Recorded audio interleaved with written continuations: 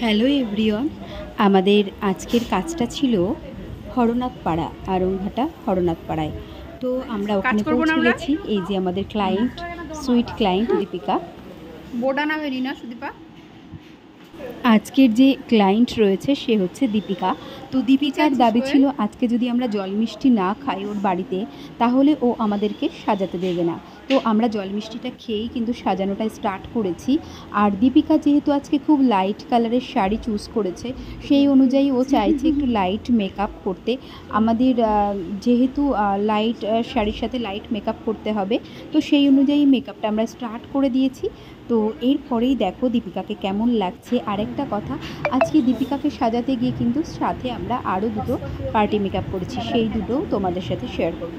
আর এই যে এইভাবে যদি সিম্পল লুকে তোমরাও সাজতে চাও, তাহলে কিন্তু তোমরাও অবশ্যই আমাদের সাথে কন্ট্যাক্ট করতে পারো।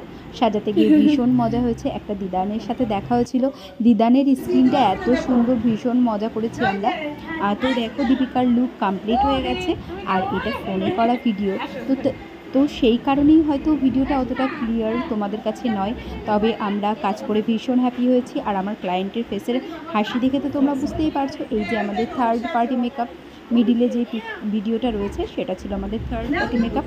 এভাবেই আমরা কাজ কমপ্লিট করেছি। আর দেখতে পাচ্ছো আমরা কিন্তু জল মিষ্টিটাও খুব সুন্দর করে খেয়েছি। ওরা এত যত্ন করেছে, এত ভালোবাসা দিয়েছে। সব জায়গায় গিয়ে যে এত ভালোবাসা পাবো, এটা কখনো কখনো আশাও করতে পারি না। খুব স্নেহ, খুব যত্ন ছিল ওদের ভিতরে। আমরাও সেভাবেই চেষ্টা করলাম ওদের মনটা রক্ষা করার বা ভালো করে সাজিয়ে দেবার। তো আমাদের কাজ কমপ্লিট হয়ে গেছে। তোমরা সবাই ভালো থেকো, ভালোবাসায় থেকো। টাটা।